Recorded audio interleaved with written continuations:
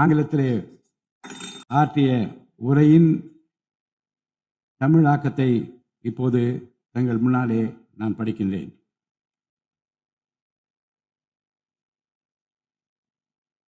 மாண்புமிகு சட்டமன்ற பேரவை உறுப்பினர்களே, வணக்கம். மக்களே நாட்டின் உண்மையான எஜமானர்கள் என்றார் பேரறிஞர் அண்ணா. அண்மையில் நடந்து முடிந்த தமிழ்நாடு சட்டமன்ற தேர்தலில் தமிழ்நாட்டின் எஜமானர்களால் தேர்ந்தெடுக்கப்பட்டு 17வது தமிழ்நாடு சட்டமன்ற பேரவையின் முதல் கூட்டத்தொடரில் இங்கே அமர்ந்திருக்கும் சட்டமன்ற உறுப்பினர்களுக்கு எனது நல்வாழ்த்துக்களை முதற்கண் தெரிவித்துக் கொள்கிறேன். ஜனநாயகத்தின் இதயமாகவும் மூளையாகவும் திகழ்கின்ற வரலாற்று சிறப்புமிக்க இந்த மாமன்றத்தின் உறுப்பினர்களாகிய தாங்கள் அனைவருக்கும் மக்களுக்கு தேவையானவற்றை விவாதித்து அதற்கு ஏற்ப சட்டங்களை இயற்றி மக்கள் நலனை காப்பீர்கள் என்று நான் உறுதியாக நம்புகிறேன். சமத்துவம், சுதந்திரம் மற்றும் சகோதரத்துவம் ஆகிய மூன்றும் ஒன்றிணைந்ததே உண்மையான ஜனநாயகம் என்றார் அண்ணல் டாக்டர் அம்பேத்கர் அவர்கள். அத்தகைய ஜனநாயகம் வளர வேண்டும் என்றால் பகுத்தறிவு பகலவன் தந்தை பெரியார், பெருந்தலைவர் காமராஜர், சட்டமேதை அண்ணல் அம்பேத்கர், வீரமங்கை ராணி வேலு நாச்சியார், மக்கள் சேவகர் அஞ்சரை அம்மாள் ஆகியோரை கொள்கை தலைவர்களாக கொண்டுள்ள சாதி, மதம், மொழி, இனம், பணம் ஆகியவற்றுக்கு அப்பாற்பட்டு செயல்படும் தமிழக வெற்றி கழகத்தின் தலைவர் மாண்புமிகு தமிழ்நாடு முதலமைச்சர் திரு ச. ஜோசப் விஜய் அவர்களால் தான் முடியும் என்று முடிவெடுத்து தமிழக வெற்றி கழகத்தின் தலைமையிலான அரசினை ஆட்சி அதிகாரத்தில் தமிழ்நாட்டு மக்கள் அமர்த்தியுள்ளார்கள். மாற்றம் ஒன்றே மாறாதது என்பதற்கேற்ப தமிழ்நாட்டின் அரசியல் வரலாற்றில் இதுவரை நிகழ்ந்திராத ஒரு மாற்றம் அண்மையில் நடந்து முடிந்த தமிழ்நாடு சட்டமன்ற தேர்தலில் ஏற்பட்டிருக்கிறது. கட்சி தொடங்கிய 2 ஆண்டுகளில் மக்களின் பேராதரவுடன் தன்னந்தனியாக பல தடைக்கற்களை உடைத்தெறிந்து பணநாயகத்தை ஒழித்து ஜனநாயகத்தை நிலைநாட்டி ஆட்சியை பிடித்திருக்கிறார் சரித்திர நாயகர் மாண்புமிகு தமிழ்நாடு முதலமைச்சர் அவர்கள். மறுமலர்ச்சி என்பது மாண்புகளை மாய்த்திடும் நஞ்சு அல்ல, மாண்புகளை மாய்க்கும் நச்சு பூச்சிகளை அழித்திடும் முறை என்றார் பேரறிஞர் அண்ணா. பேரறிஞர் அண்ணா அவர்களின் பொன்மொழிக்கேற்ப தமிழ்நாட்டின் அரசியலில் ஒரு புதிய மறுமலர்ச்சியை, மகத்தான மாபெரும் விசில் புரட்சியை குறுகிய காலத்தில் ஏற்படுத்தி இமாலய சாதனை புரிந்திருக்கிறார் மாண்புமிகு முதலமைச்சர் அவர்கள். இந்திய நாடு சுதந்திரமடைந்த பிறகு தமிழ்நாட்டின் அரசியலில் 1967ஆம் ஆண்டு பேரறிஞர் அண்ணா அவர்களும் 1977ஆம் ஆண்டு புரட்சித் தலைவர் எம்ஜிஆர் அவர்களும் மாபெரும் புரட்சியை ஏற்படுத்தினார்கள். அந்த வரிசையில் 2026ஆம் ஆண்டு மாபெரும் சரித்திர புரட்சியை தன்னந்தனியாக ஏற்படுத்தி இருக்கிறார் மாண்புமிகு தமிழ்நாடு முதலமைச்சர் அவர்கள். மாநில உரிமை, பெண்கள் நலன் மற்றும் பாதுகாப்பு, சமூக நீதி, சம வாய்ப்பு, மாற்றுத்திறனாளிகள், விவசாயிகள், மீனவர்கள், நெசவாளர்கள், தொழிலாளர்கள், திருநர் மற்றும் சிறுபான்மையினர் ஆகியோரின் நலன், கல்வி, மருத்துவம் மற்றும் சுகாதாரம், உரிய பிரதிநிதித்துவம் என அனைவரையும் உள்ளடக்கிய ஆட்சி என்ற கொள்கையை அடிப்படையாக கொண்டு சட்டங்களை இயற்றும் அரசாக, திட்டங்களை தீட்டும் அரசாக, 7.5 கோடி தமிழ்நாட்டு மக்களுக்கான அரசாக இந்த அரசு விளங்கும்.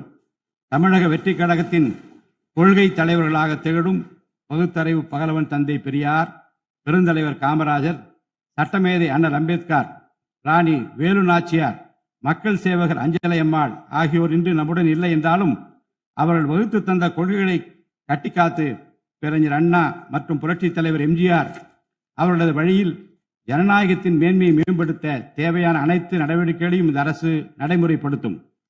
கூட்டணி ஆட்சி தத்துவத்தின் இலக்கணமாக திகழும் இந்த அரசு கடந்த 74 ஆண்டு காலமாக தமிழ்நாட்டின் அரசியல் வரலாற்றில் கண்டிராத ஆட்சியிலும் பங்கு, அதிகாரத்திலும் பங்கு என்பதை செய்து காட்டியுள்ளது.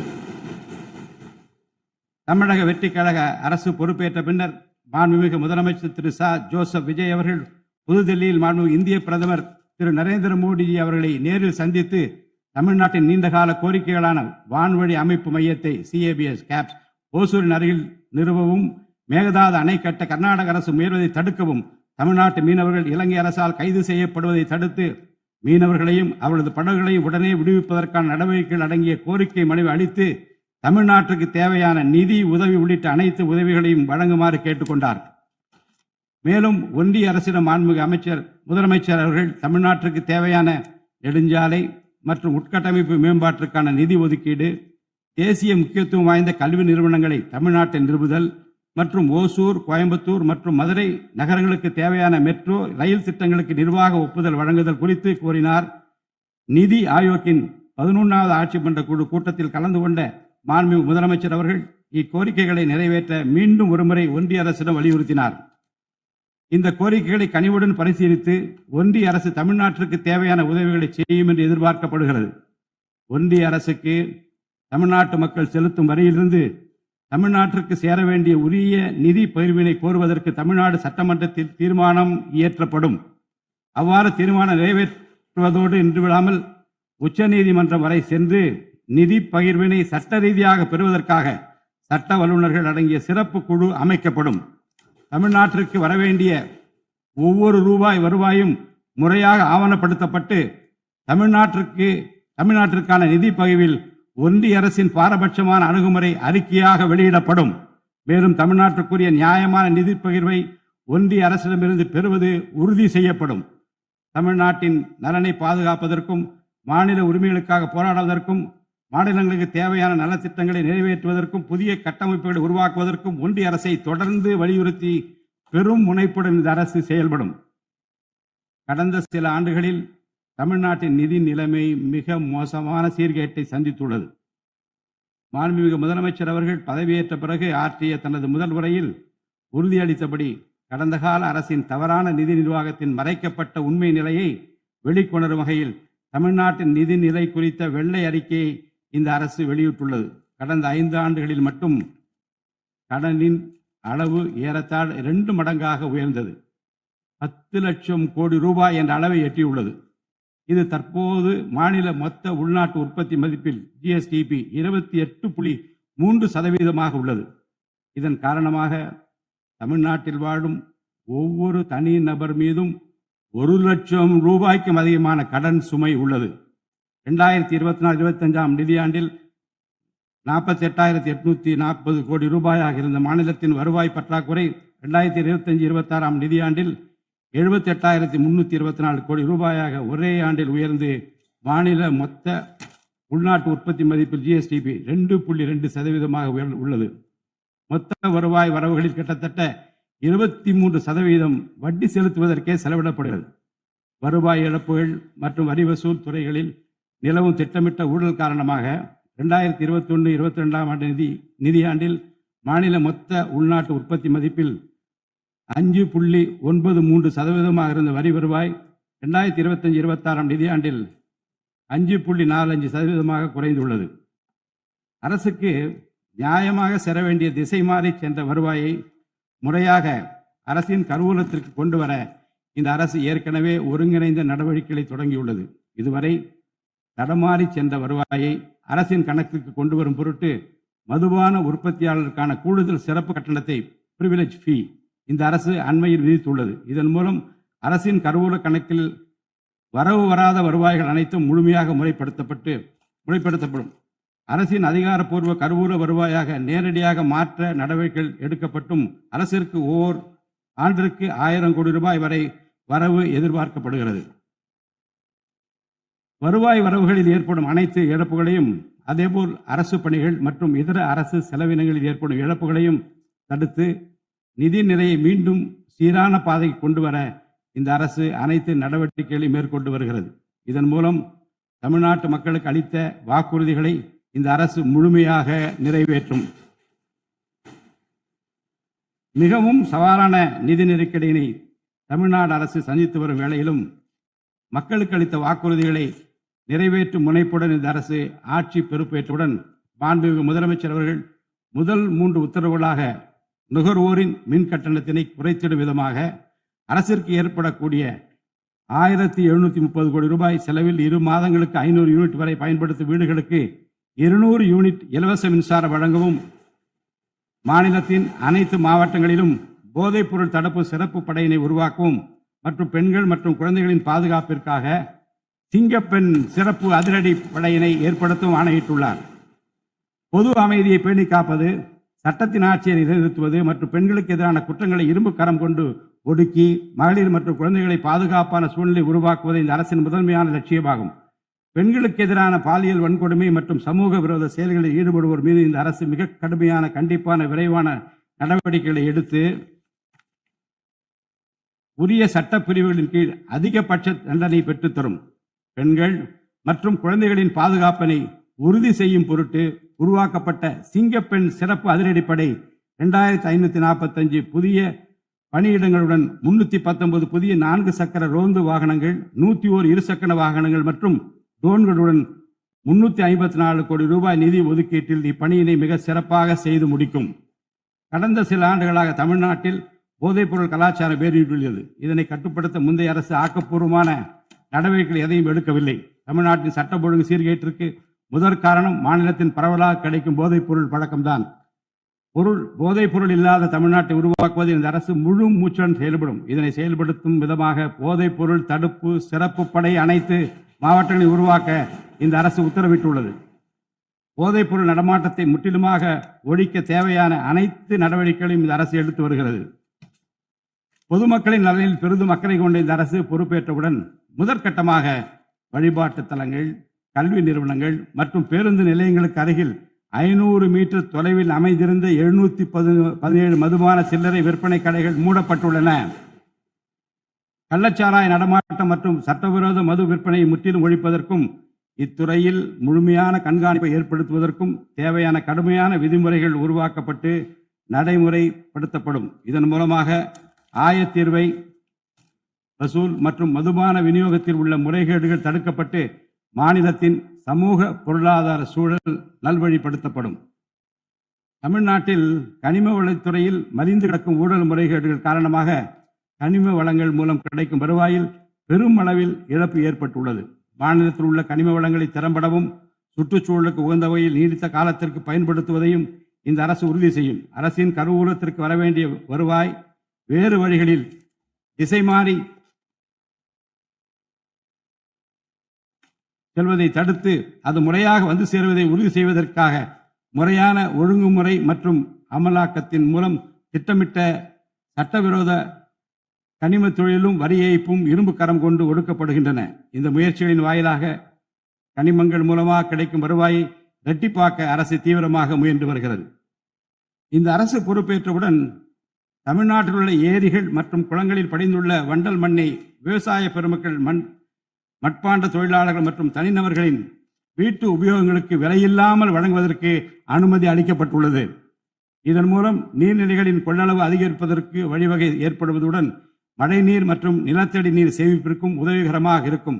இத்திட்டமானது மண் வளத்தை மேம்படுத்தி அதன் மூலம் வேளாண் உற்பத்தி திறனையும் அதிகரிக்கும். இத்திட்டத்தின் கீழ் தற்போது வரை 18,274 ஏரிகள் மற்றும் குளங்கள் அறிவிக்கை செய்யப்பட்டுள்ளன.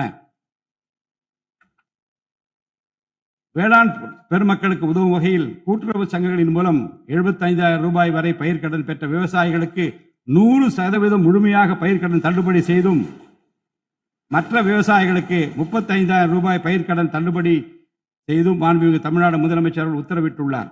இதன் மூலம் 14.43 லட்சம் விவசாயிகள் பயனடைவர்.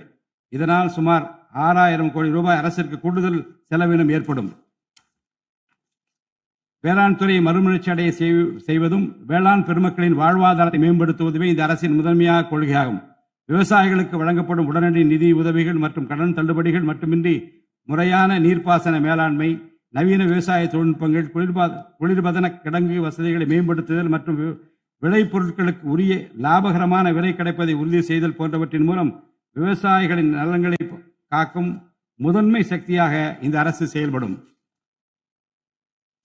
நிர்வாக அமைப்பில் மலிந்து கிடக்கும் ஊழலை வேரோடு அறுத்து நேர்மையான, வெளிப்படையான, தூய்மையான நிர்வாகத்தை மக்களுக்கு வழங்குவதில் இந்த அரசு உறுதியாக உள்ளது. இதற்கேற்ப அனைத்து துறை சார்ந்த கொள்முதல்கள் மற்றும் ஒப்பந்த புள்ளிகள் எவ்வித ஒளிவு மறைவுமின்றி கடுமையான கண்காணிப்பு வழிமுறைகளுக்கு உட்படுத்தப்படும். கடந்த காலங்களில் நிலவிய முறையற்ற நிதி பரிமாற்றங்களும் இடைத்தரகர்களின் தலையீடுகளும் முற்றிலுமாக ஒழிக்கப்படும். ஒவ்வொரு சமூகத்திற்கும் உரிய அளவிலான பிரதிநிதித்துவம் கிடைப்பதே உண்மையான சமூக நீதி என்பது இந்த அரசின் அடிப்படை கொள்கை. இந்த கொள்கை மற்றும் வாக்குறுதியை நிறைவேற்ற சாதிவாரி கணக்கெடுப்பினை மக்கள் தொகை கணக்கெடுப்புடன் இணைந்து விரைவாக முடிக்க நாம் ஒன்றிய அரசினை வலியுறுத்துவோம். ஒன்றிய அரசின் சாதிவாரி கணக்கெடுப்பு முடிந்த பின்னர் தமிழ்நாடு அரசு சமூக நீதி கணக்காய்வினை நடத்தும். 1968 ஆண்டில் பேரறிஞர் அண்ணா அவர்கள் முதலமைச்சராக இருந்தபோது மும்மொழி கொள்கை நீக்கப்பட வேண்டும், தமிழ் மற்றும் ஆங்கிலம் ஆகிய இருமொழிகள் மட்டுமே பயிற்றுவிக்கப்பட வேண்டும் என்ற தீர்மானம் தமிழ்நாடு சட்டமன்ற பேரவையில் நிறைவேற்றப்பட்டது. அன்று முதல் இன்று வரை தமிழ்நாட்டில் இருமொழி கொள்கையே கடைபிடிக்கப்பட்டு வருகிறது. இருமொழி கொள்கை என்பது தமிழ்நாட்டு மக்களால் ஏற்றுக்கொள்ளப்பட்ட ஒன்று என்ற சூழ்நிலையில் அதனையே இந்த அரசு தொடர்ந்து கடைபிடிக்கும். சென்னை உயர்நீதிமன்றம் மற்றும் சென்னை உயர்நீதிமன்ற மதுரை கிளையில் தமிழ் மொழியை வழக்காடு மொழியாக பயன்படுத்தவும் உச்ச நீதிமன்ற கிளையை சென்னையில் அமைக்கவும் ஒன்றிய அரசை இந்த அரசு வலியுறுத்தும். தேசிய கல்விக் கொள்கை 2020 இந்த அரசு கடுமையாக எதிர்க்கும். தேசிய கல்விக் கொள்கையின்படி மும்மொழி கொள்கையை கடைபிடித்தால்தான் அனைவருக்கும் கல்வி இயக்கம் திட்டத்தின் கீழ் தமிழ்நாட்டிற்கு நியாயமாக கிடைக்கப்பெற வேண்டிய 3458 கோடி ரூபாய் நிதியை விடுவிக்க முடியும் என்ற ஒன்றிய அரசின் நிலைப்பாடு ஏற்றுக்கொள்ளக்கூடியது அல்ல. இது மும்மொழி கொள்கையை தமிழ்நாட்டில் திணிப்பதற்கு சமமாகும். மும்மொழி கொள்கையை நிறைவேற்றினால்தான் நிதி ஒதுக்கீடு செய்யப்படும் என்ற நிலைப்பாட்டை ஒன்றிய அரசு மறுபரிசீலனை செய்து தமிழ்நாட்டுக்குரிய நிதியை உடனடியாக விடுவிக்க ஒன்றிய அரசை இந்த அரசு வலியுறுத்தும்.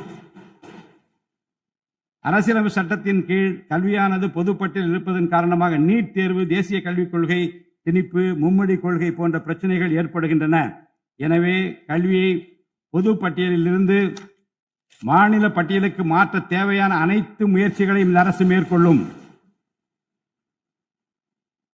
உண்மையான கல்வி சீர்திருத்தம் என்பது கல்வி நிறுவனங்களின் தரத்தையும் அதன் கற்பித்தல் திறனையும் உயர்த்துவதிலே அடங்கியுள்ளது. இதற்கேற்ப மாநிலத்தின் பல்கலைக்கழகங்கள் மற்றும் உயர்கல்வி நிறுவனங்களில் நீண்ட காலமாக நிரப்பப்படாமல் உள்ள தேவையான உதவி பேராசிரியர் மற்றும் ஆசிரியர் காலி பணியிடங்களை தகுதி மற்றும் திறமையின் அடிப்படையில் வெளிப்படையான முறையில் நிரப்புவதற்கு இந்த அரசு போர்க்கால அடிப்படையில் நடவடிக்கை எடுக்கும். அது மட்டுமின்றி உயர்கல்வித்துறையில் பல்வேறு அடிப்படை சீர்திருத்தங்களை இந்த அரசு கொண்டு வரும். இதன் மூலம் உலகத்தரம் வாய்ந்த உயர்கல்வி தமிழ்நாடு மாணவர்களுக்கு கிடைக்கப்பெறும். தமிழ்நாட்டின் நெற்களஞ்சியமாக விளங்குவது காவிரி டெல்டா பகுதி. டெல்டா மாவட்டங்களின் பிரதான நீர் ஆதாரமான காவிரி நீரினையே டெல்டா பகுதி விவசாயிகள் நம்பியுள்ளனர். காவிரி நீரை பயன்படுத்துவதில் தமிழ்நாட்டிற்கு உள்ள உரிமை மிக பழமை வாய்ந்தது. நம்முடைய உரிமையை உச்ச நீதிமன்றத்தில் நிலைநாட்டிய பின்பும் காவிரி நீரை பெறுவதற்கு ஒவ்வொரு ஆண்டும் போராட வேண்டிய நிலை இருக்கிறது. உரிய நீருக்கு பதிலாக உபரி நீர்தான் தமிழ்நாட்டிற்கு கர்நாடக அரசால் வழங்கப்படுகிறது. இந்த நிலையில் மேகதாது திட்டத்தை செயல்படுத்த கர்நாடக அரசு முயன்று வருகிறது. இந்த திட்டம் செயல்படுத்தப்பட்டால் விவசாயிகளின் வாழ்வாதாரம் பாதிக்கப்படுவதுடன் வேளாண் உற்பத்தியும் கடுமையாக பாதிப்படையும். இதனை தடுத்து நிறுத்தவும் தமிழ்நாட்டிற்கு நீரை உரிய காலத்தில் பெற்றுத்தரவும் தேவையான சட்ட நடவடிக்கைகளை இந்த அரசு எடுத்து வருகிறது. தமிழ்நாட்டு மீனவர்கள் தங்களின் வாழ்வாதாரம் மற்றும் பொருளாதார பாதுகாப்பை பாதிக்கும் பல்வேறு சவால்களை தொடர்ந்து எதிர்கொண்டு வருகின்றனர். பருவமழை, புயல் மற்றும் பிற இயற்கை பேரிடர்களால் ஏற்படும் பாதிப்புகளுக்கு அப்பாற்பட்டு பாக் வளைகுடா பகுதியில் தங்களின் பாரம்பரிய மீன்பிடி பகுதிகளில் மீன்பிடி தொழிலில் ஈடுபடும் மீனவர்கள் அடிக்கடி கடுமையான துன்பங்களை அனுபவித்து வருகின்றனர். அவர்கள் இலங்கை கடற்படை அதிகாரிகளால் கைது செய்யப்படுவதும் அவருடைய மீன்பிடி படகுகள் பறிமுதல் செய்யப்பட்டு நீண்ட காலம் பிடித்து வைக்கப்படுவதும் கணிசமான அளவில் அபராதங்கள் விதிக்கப்படுவதும் தொடர்ந்து நடைபெற்று வருகின்றன. இந்த நீண்டகால பிரச்சனைக்கு தீர்வு காண ஒன்றிய அரசு தொடர்ந்து வலியுறுத்தும். அதே நேரத்தில் மீனவர்களின் வாழ்வாதாரத்தையும் பொருளாதார நிலைத்தன்மையையும் வலுப்படுத்தும் பல்வேறு நடவடிக்கைகளையும் மேற்கொள்ளும். காலநிலை மாற்றத்தினை எதிர்கொள்வதிலும் தமிழ்நாட்டின் வனப்பரப்பு மற்றும் பசுமை பரப்பினை உயர்த்துவதிலும் சதுப்பு நில காடுகள், ஈரநிலங்கள், கடலோர பகுதிகள் என அனைத்து வகையான சூழலியல் முக்கியத்துவம் வாய்ந்த நிலப்பரப்புகளை பாதுகாப்பதிலும் இந்த அரசு உறுதியாக செயல்படும். நிலத்தடி நீர்மட்டத்தை உயர்த்தவும் மழை காலங்களில் வரும் நீரை சேமிக்கவும் ஏதுவாக ஏரிகள் மற்றும் குளங்கள் பராமரிப்பு திட்டம் ஒவ்வொரு ஆண்டும் செயல்படுத்தப்படும். மேலும் கடலுக்கு செல்கின்ற நீரை தடுக்கும் வகையிலும் மழை நீரினை சேமிக்கும் வகையிலும் தேவையான இடங்களில் தடுப்பணைகள் கட்ட நடவடிக்கைகள் மேற்கொள்ளப்படும். தென் மாவட்ட மக்களின் உயிர் நாடியாக விளங்குவது முல்லை பெரியாறு அணையாகும். முல்லை பெரியார் அணை நீர்மட்டத்தை 142 அடி வரை உயர்த்திக் கொள்ள உச்சநீதிமன்றம் 2014ஆம் ஆண்டு ஆணையிட்டதோடு அணையை வலுப்படுத்திய பின் அணையின் நீர்மட்டத்தை 152 அடி வரை உயர்த்திக் கொள்ளலாம் என்றும் அறிவுறுத்தி இருக்கிறது. ஆனால் அணையை வலுப்படுத்தும் பணிகளை மேற்கொள்ள தொடர்ந்து அனுமதி மறுத்து வரும் கேரள அரசானது அதற்கு மாறாக புதிய அணையை கட்ட வேண்டும் என்ற கோரிக்கையை தொடர்ந்து வலியுறுத்தி வருகிறது. கேரள அரசின் புதிய அணை கட்டும் முயற்சியை தடுக்கவும், முல்லை பெரியார் அணைப்பகுதியில் பழுதுபார்க்கும் பணிகளை மேற்கொள்ளவும், அணையின் நீர்மட்டத்தினை உயர்த்தவும் உறுதியான நடவடிக்கைகளை இந்த அரசு எடுக்கும். நதிநீர் இணைப்பு திட்டத்தை செயல்படுத்தும் விதமாக முதற்கட்டமாக தமிழ்நாட்டில் உள்ள நதிகளை இணைக்கவும், அதனைத் தொடர்ந்து ஒன்றிய அரசிடம் வலியுறுத்தி தென் மாநிலங்களில் உள்ள நதிகளை இணைக்கவும் இந்த அரசு தீவிரமாக முயற்சி மேற்கொள்ளும்.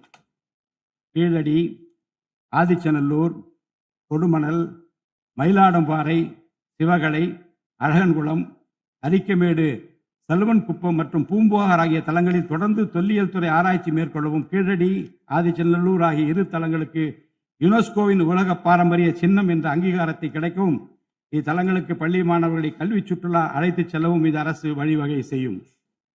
மேலும் ஆதிச்சநல்லூர், கொடுமணல், கங்கை கொண்ட சோழபுரம் ஆகிய பண்பாட்டு தலங்களில் மிக மெய்மை மற்றும் மெய்நிகர் தோற்றம், ஆக்மெண்டட் ரியாலிட்டி, வர்ச்சுவல் ரியாலிட்டி ஆகிய தொழில்நுட்பங்களின் மூலம் சுற்றுலா பயணிகளுக்கு தமிழர் நாகரிகம் மீட்டுருவாக்கம் செய்யப்பட்டு அதன் அனுபவம் வழங்கப்படும்.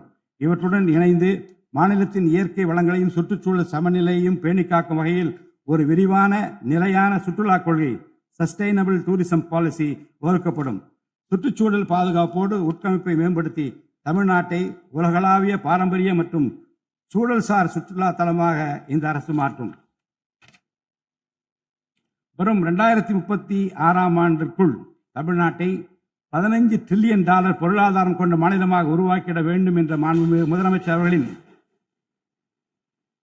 இலக்குடன் தொழில்கள் வளர வேண்டும், தொழிலாளர்கள் வாழ வேண்டும் என்ற கொள்கையில் இந்த அரசு உறுதியாக உள்ளது.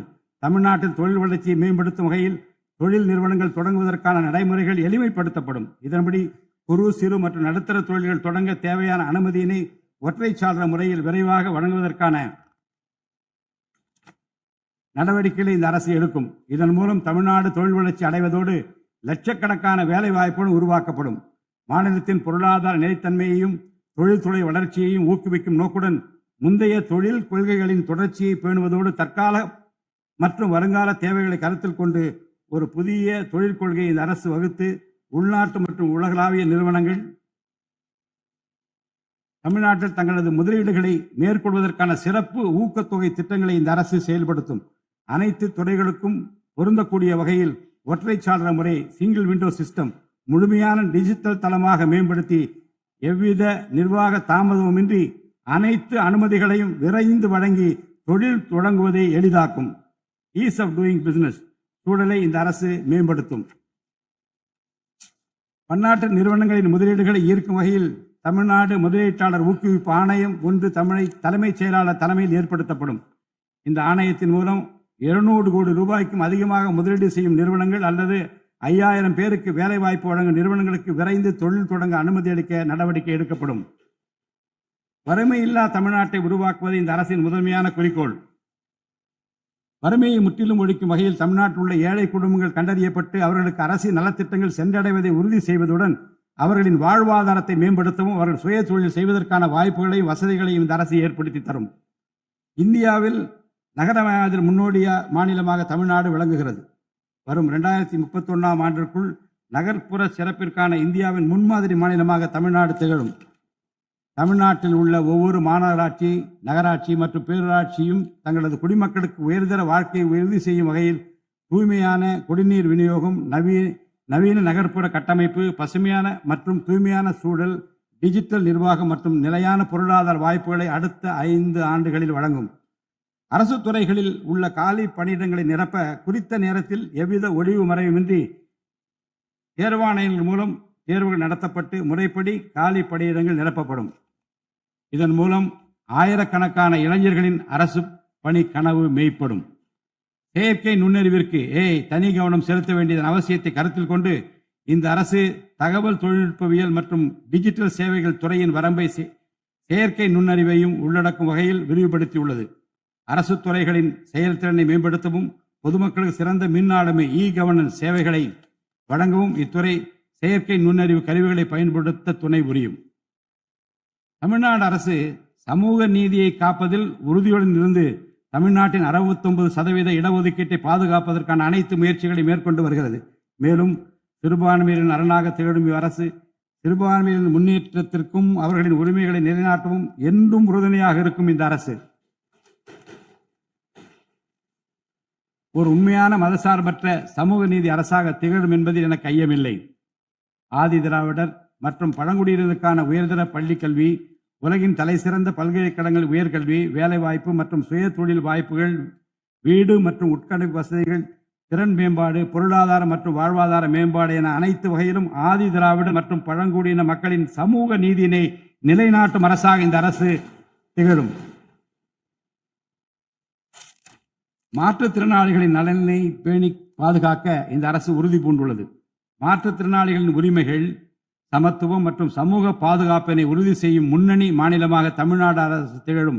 டிஜிட்டல் மற்றும் உட்கட்டமைப்பில் மாற்றுத்திறனாளிகளுக்கு சமமான அணுகல் வசதி ஏற்படுத்தி கொடுப்பது மட்டுமல்லாமல் சமூகத்தில் அவர்களின் முன்னேற்றத்திற்கு சிறப்பு கவனம் அளிக்கப்படும்.